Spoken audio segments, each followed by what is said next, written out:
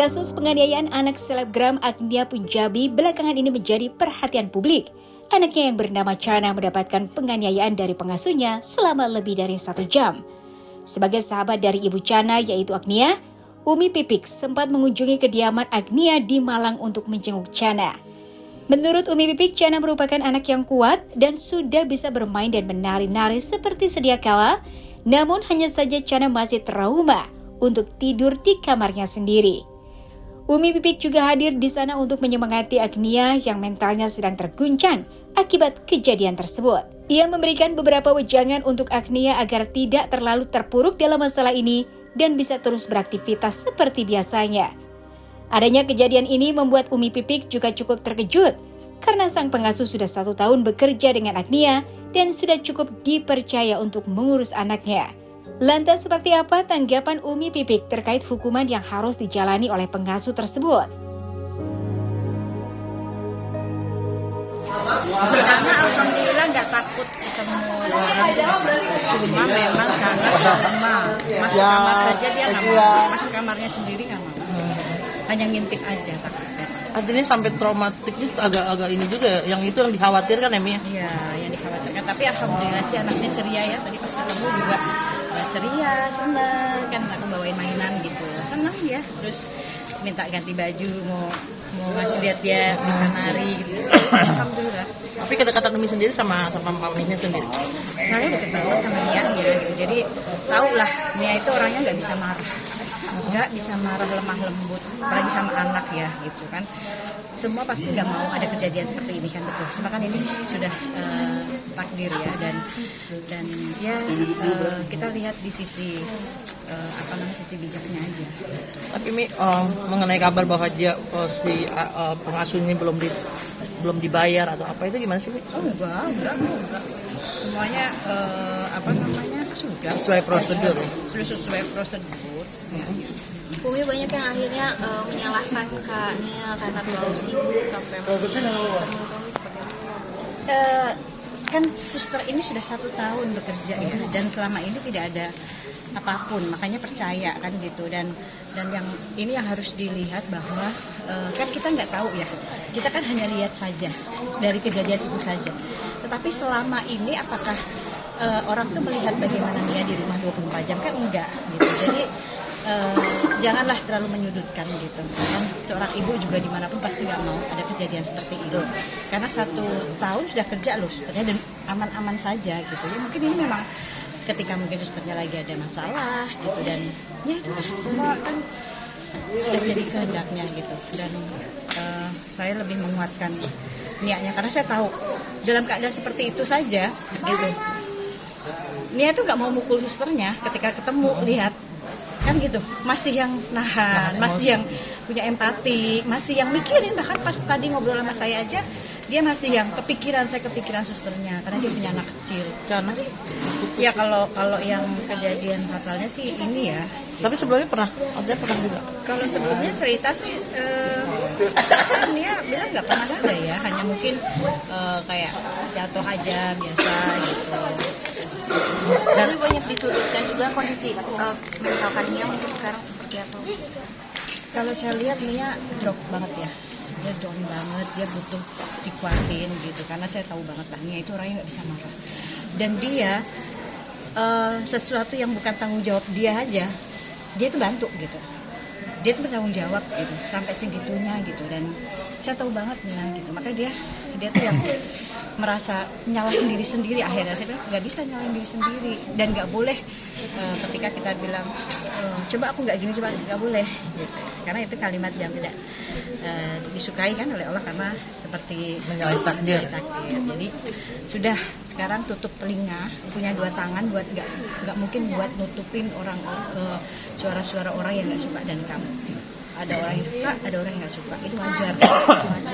Tapi 2 tangan kamu buat tutupin telinga, udah kamu nggak usah baca apapun. Sekarang fokus dengan fokus dengan mental dia juga gitu kan, karena dia ngedropnya sih. Tapi Umi, kondisi Chana sendiri sebenarnya apakah sudah di ronsen atau dibawa ke rumah sakit? Ya sudah, dibawa ke rumah sakit dan alhamdulillah sih area kepala nggak apa-apa ya. hanya mungkin lebamnya aja yang masih gitu. Dan kata dokter ini cara kuat banget gitu. Anak seusia dia yang disiksa 1 jam lebih, bahkan di CCTV banyak yang nggak ditampilkan gitu.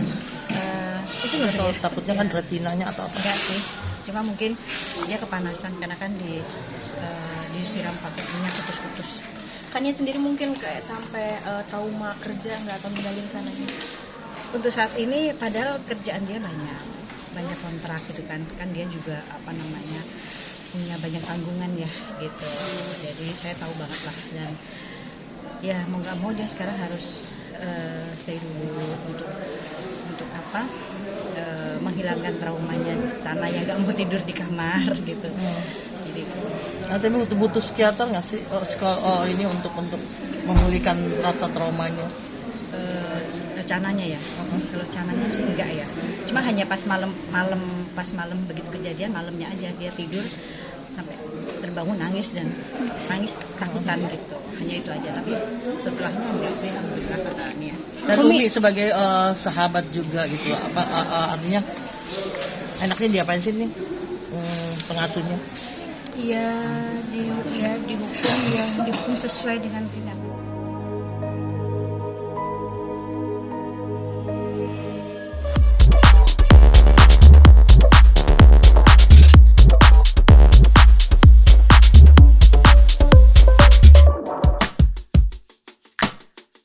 Kembali gagal untuk mendapatkan kursi sebagai anggota DPRD tak membuat penyanyi cantik Vicky Zhu merasa patah semangat. Dirinya mengatakan jika memang itu sudah menjadi jalannya, mau diubah bagaimanapun akan kembali di jalan kita.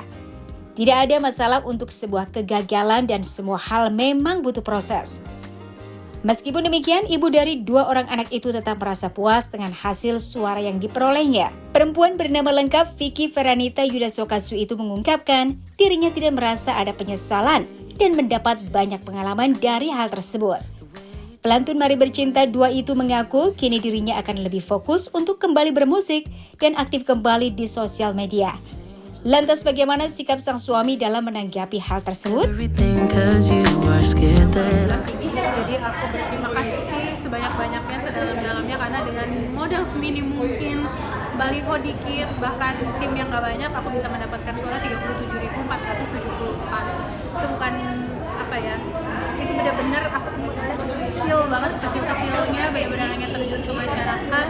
Terus postingan di sosmedku juga jarang gitu. Jadi aku berterima kasih untuk semuanya yang sudah mendukung, walaupun mungkin belum bisa maju, tapi belum lolos, tapi paling enggak DPR provinsi. Tapi paling enggak aku bisa mendapatkan 1 kursi untuk partaiku di kursi nomor 5 dari 12 kursi. Tapi dapat pengalaman apa sih meskipun gagal nih? Aku tuh kalau dalam hidup tuh dari dulu prinsipnya gini, kalau memang itu adalah punya kita, jalan kita, mau dibolak-balik gimana pun nanti akan kembali ke kita. Jadi kalau misalnya ini nanti rezekiku mungkin akan kembali lagi ke aku, tapi kalau enggak pasti ada tempat lain yang lebih bagus gitu. Ini soalnya aku kan dari dulu udah sering ya ikut audisi gagal gitu sampai 4 kali misalnya. Terus tiba-tiba rezekiku ternyata menjadi seorang penyanyi sendiri yang nggak dari ajang audisi misalnya. Sebenarnya akhirnya audisi juga sih, karena aku ada Dewa 19 mencari Dewi dan Miss Indonesia kan di pencarian bakat juga. Cuman itu pun sebelumnya 4 tahun berturut-turut gagal. Jadi buat aku nggak ada masalah, karena harus berproses kalau menurutku ya, itu satu. Kedua, Miss Indonesia itu hasilnya aku nggak lolos, tapi di hari ketiga tiba-tiba dihubungi menggantikan peserta yang sakit. Nah makanya akhirnya aku setiap misalnya lagi gagal kayak gini, dalam benakku tuh cuman oke, kalau ini memang punya aku akan kembali, kalau bukan pasti akan ada jalan yang lebih baik lagi gitu. Tapi satu sisi aku bersyukur karena ternyata kepercayaan masyarakat ke aku juga begitu tinggi. Jadi ada penyesalan. Jadi ini udah 2 kalinya nih. 2 kali. Mulai ada penyesalan itu bakal nyoba lagi nanti di 2024. Kita lihat berikutnya, karena kan kebetulan kemarin juga bagaimanapun aku menjalankan tugas juga dari partai. Sebenarnya kalau aku di politik kan kemarin kalau perhatiin aku jarang posting karena aku lebih langsung terjun ke lapangan gitu loh. Misalnya advokasi membantu mengawal kekerasan seksual dalam rumah tangga kepada anak gitu. Jadi buat aku ketika partai kemarin menugaskan untuk maju, ya aku dengan penuh hati yang tulus aku maju, itu aja sih. Jadi ya gak ada penyesalan, karena itu kembali lagi prinsipku, kalau memang tempatku dapat, kalau enggak tapi mungkin di beberapa tempat kan ada ada dugaan kecurangan nih. Ngalamin juga nggak sih di tempat bikin? Nah itu dia, makanya aku selalu bilang dugaan kecurangan itu kan kita ya selalu ada lah ya gitu. Cuman kalau aku tipe orangnya adalah kalau memang menang-menang, kalah-kalah, benar-benar salah-salah gitu. Jadi mau dibolak-balik gimana pun, kalau memang aku dicurangi, aku akan yakin itu akan kembali padaku dan itu tepatku gitu aja sih. Jadi kita nggak ke bawah suzon, terus lebih bisa legowo aja sih dalam hal apapun. Karena kalau mau dibawa suzon ada aja kok kemarin begini tiba-tiba jadi kok kayaknya nih kemarin masih lebih unggul kok tiba-tiba gitu ya, ada aja. Tapi kembali lagi sugesti diriku adalah Masih berapa kak kampanye kak kalau boleh tahu kak? Nggak banyak. Sampai ratusan juta kak? Ratusan iya, tapi nggak sebanyak itu juga gitu. Oh, nggak nyampe 500 berarti ya kak? Nggak nyampe. Oh, iya. Kak, mungkin maaf ini kan gagal kedua kalinya nih. Mungkin sekarang sikap suami ke depan akan seperti apa mungkin untuk Suami sih nggak pernah gimana-gimana ya, maksudnya suami itu setiap pekerjaan apapun atau kegiatan aku tuh nggak pernah melarang dan selalu mendukung.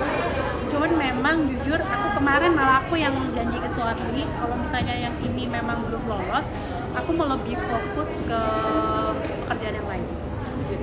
Jadi kalau memang jasaku dibutuhkan untuk mengabdi kepada masyarakat, pasti aku akan turun, tapi ada hal yang harus aku fokuskan lebih dulu kali ini. Jadi ada prioritas lain yang akan aku jalani dulu untuk kali ini. Jadi aku emang udah janji sama suami seperti itu. Nah suami tuh dia kalau misalnya aku dia dukung. Contoh konkretnya Nggak kak? pernah ngelarang. Contoh konkretnya untuk perjalanan itu? Mungkin?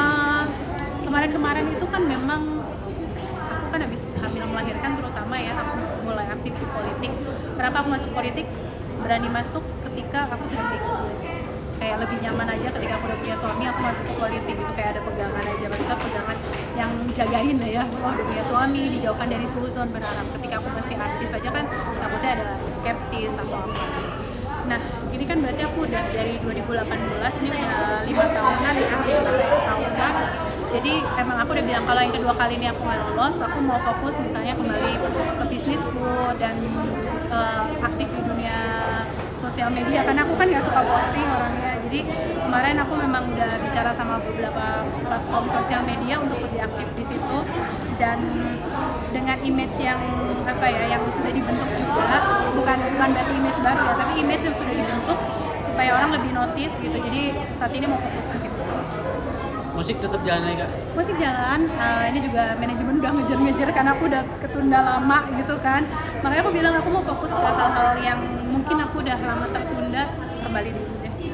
tapi bagi fokusnya jadi agak pusing nggak sih gimana nih untuk sekarang? Enggak sih, karena kemarin itu memang udah di breakdown ya. Jadi emang udah di breakdown. Ketika nanti gagal, berarti mana yang mau aku jalanin. Ketika ini berhasil, apa yang akan aku lakukan tuh emang sebelum maju kemarin udah bahas berdua sama suami, sama teman-teman, sama manajemen juga. Makanya aku nggak yang gimana. Oke. Why should I leave you, baby, please?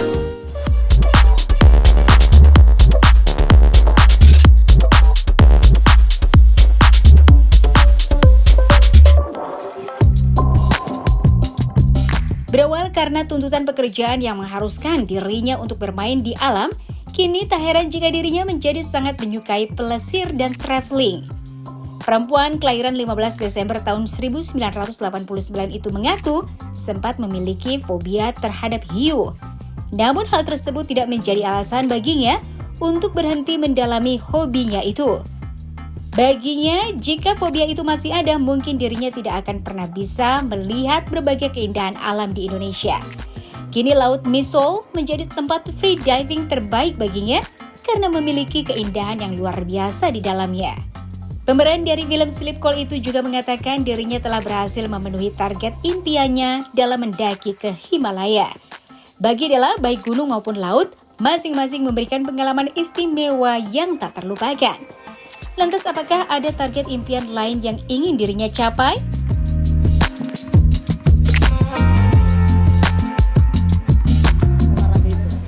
Jadi dulu itu aku masa cara jalan-jalan ke sana.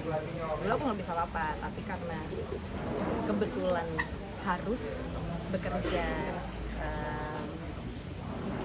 dan berhubungan dengan alam dan adventure, jadi mau nggak mau kayak harus bisa free diving dan harus bisa memiliki banyak keterampilan seperti rappelling ataupun wall climbing atau rock climbing gitu. Jadi waktu pertama kali jadi sebuah keharusan, tapi lama-lama jadi ketagihan gitu sampai sekarang gitu. Walaupun aku sudah berhenti acara jalan-jalan, tapi sampai sekarang masih nih kalau misalnya aku lagi pengen healing lah bahasa anak mudanya, ya melakukan kegiatan yang berhubungan dengan alam. Tapi masih ingat ya Kak, mungkin gunung pertama yang didaki atau menyelam pertama itu di mana? Wah, inget banget. Gunung pertama daki adalah Merbabu tahun 2016. Kapok nggak sih Kak, kan banyak orang yang pertama capek diikutin hal-hal mistis segala macem. Justru malah ketagihan sampai sekarang. Dan free diving juga begitu. Yes. Nah. Kalau free diving, aku tuh justru dulu itu aku fobia sama hiu loh, yang menyebabkan aku takut untuk berenang di laut. Tapi karena balik lagi karena sebuah keharusan pekerjaan, jadi mau nggak mau ya aku harus belajar kan.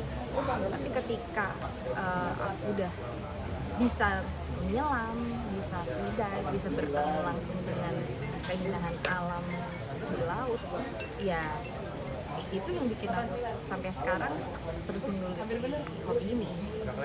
Tapi mau mulai, maksudnya kan tadi melawan ketakutan sama hiu tuh gimana Kak? Mungkin sempat kayak kepenangkaran hiu atau kayak belajar nih gimana sih cara melawan ketakutan segala macam. Nah, balik lagi karena kerjaan, malah karena tahu aku takut diajak ke tempat yang ada hiu. Jadi mau nggak mau gitu. Tapi ya ternyata hiu itu, kebanyakan hiu di Indonesia itu adalah hiu tropis gitu. Jadi tidak agresif. Yang agresif itu adalah hiu yang hidup di perairan air dingin seperti Australia dan sebagainya gitu. Jadi nggak, mungkin aku salah ya, tapi bukan nggak banyak, malah mungkin nggak ada kasus hiu gigit orang di Indonesia ini, nggak ada gitu. Mitos doang gitu. Dan waktu dulu karena aku takut hiu, karena waktu masih kecil sering nonton film Jaws gitu, jadi aku nggak tahu dengan mitos itu bukan mitos gitu. Itu adalah mitos dan bukan fakta gitu. Jadi begitu aku ketemu sama hiu, ya benar yang ada dia takut sama aku. Tapi pernah nggak kayak di film-film yang gigit tajam-tajam gitu? Gede banget, pernah waktu itu lagi diving di Misol. Itu di mana Kak? Misol itu Raja Ampat kesanaan lagi, lebih jauh lagi.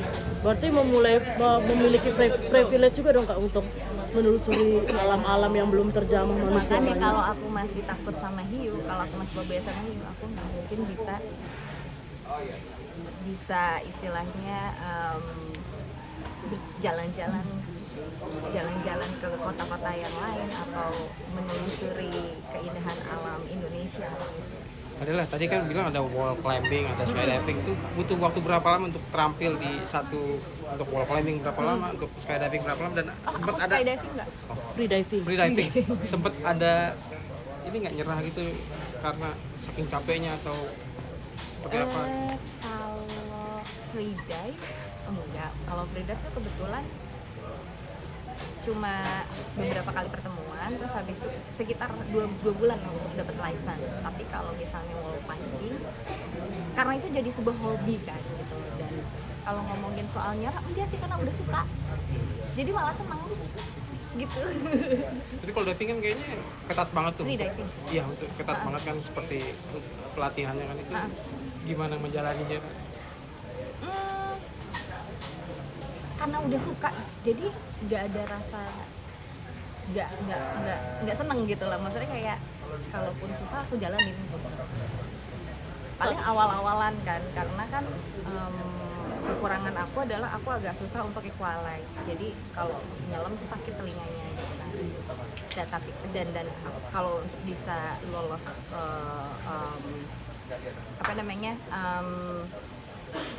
lulus ujian itu harus melewati 15 meter. Jadi waktu itu cuma sampai 10, besoknya ngulang lagi dan sampai ke 15. Itu doang sih sebenarnya. Cuma karena suka, jadi kayak aku jalanin aja. Tapi ada target mau kemana gitu untuk gunung dan untuk laut diving juga. sendiri? Nah, gunung itu kalau dulu cita-cita aku kan bisa sampai ke Himalaya, dan kebetulan September kemarin aku sampai ke sana dan mendaki Lobuche East Peak di Himalaya. Ada ceritanya nggak akhirnya bisa sampein ke sana? Dingin juga. Wah, itu gila sih. Jadi Lobuche East Peak itu tingginya 6.000 mdpl. Yang mana kalau gunung-gunung di Indonesia paling tinggi kan Jayawijaya itu 5.000. Dari situ aja udah kebayang gak sih, maksudnya kayak aku harus adaptasi dengan lingkungan di sana itu seperti apa. Untuk pendakiannya sekitar 11 hari untuk sampai Lobuche East Peak. Belum ditambah lagi dengan suhu. Suhu paling anget itu minus 15. Dan sebelum kesana pun kita di training dulu gitu sekitar 3 bulan. Rock climbing dan yang lainnya, pengenalan alat dan yang lainnya, karena sampai sana udah bukan lagi apa ya, udah ngomongin nyawa deh gitu. Kalau di Indonesia mendaki gunung tuh masih ya kasarnya cukup mudah gitu loh, masih bisa dibilang ringan lah gitu kan, kecuali beberapa gunung seperti Raung gitu yang memang harus pakai alat-alat gitu, tapi yang lainnya kan ringan gitu. Tapi kalau di sana memang ya ujungnya sama istilahnya ya kita berhadapan dengan safety dan nyawa gitu, jadi ya memang enggak main. Untuk penyesuaian cuacanya gimana Kak? Itu kan bersalju juga, mendaki juga pasti bawa barang bawaan lebih berat, baju hangat segala macam. Itu gimana Kak penyesuaiannya? Penyesuaiannya sebenarnya sebelum mendaki ke sana aku sempat ke Gunung Gede dulu untuk latihan, untuk dinginnya dan untuk aklimatisasi. Jadi biar badannya nggak kena mountain sickness gitu. Jadi biar penyakit ketinggian gitu. Jadi kita badannya harus dibiasain dulu di beberapa titik tertentu, misalnya 3.000 gitu, nanti ke 4.000, ke 6.000 gitu. Jadi nggak secepat itu instan gitu. Jadi harus adaptasi beberapa hari juga di satu titik gitu sih. Nah, mungkin bagi kebanyakan orang kan kayaknya summit ke Himalaya kayak sebuah impian banget gitu. Tapi buat Kadela sendiri apa sih mungkin? Aku Iya, buat Kadela tuh bisa sampai di sana apa sih didapat dan dicari gitu? yang dicari itu kayak bucket list nomor 1 di hidup aku. Semua pendaki gunung gitu gak sih Kak? Iya kan, itu kayak naik haji. Kalau buat pendaki tuh naik haji, mendaki Himalaya kan. Jadi ya kalau ngomongnya yang dicari ya itu adalah impian terbesar dalam hidup aku, dan alhamdulillah sudah tercapai. Kan tadi kalau gunung kan Himalaya. Nah kalau untuk laut sendiri pengen eksplor yang belum kesampaian. Dari dulu tuh selalu pengen ke Misol itu kan, karena bagus banget kan. Yang masih di Indonesia. Kalau laut nggak ada yang lain kecuali Indonesia. Why? Kenapa? Indonesia tuh udah paling terbaik. Orang luar banyak free diving kesini gitu. Ngapain kita harus keluar? Ya kan? Gitu. Dan kalau dulu tuh pengen banget bisa ke Misol itu kan, karena Misol tuh kita harus ke Papua dulu, terus dari Papua ke Raja Ampat kesanan lagi gitu. Dan nggak banyak orang tahu kan tentang Misol. Iya benar, itu gimana, kenapa sih kan kayak banyak orang tahu Misol Dan Kakak taunya dari mana gitu? Mungkin karena pekerjaan juga? Iya, karena kerjaan juga. Dan sampai sana karena orang nggak banyak tahu, jadi keindahan alamnya masih terjaga banget. Sampai aku pernah ada di titik aku lagi diving, bukan free diving tapi diving kan. Diving tuh kayak diving di kolam, karena saking jernihnya. Kalau laut kan biasanya suka nggak begitu jernih buram kan, lah ya. agak buram-buram gimana. Ini beneran jernih, sejernih itu. Terus koralnya tuh warnanya merah, biru, hijau gitu, kayak ini di mana?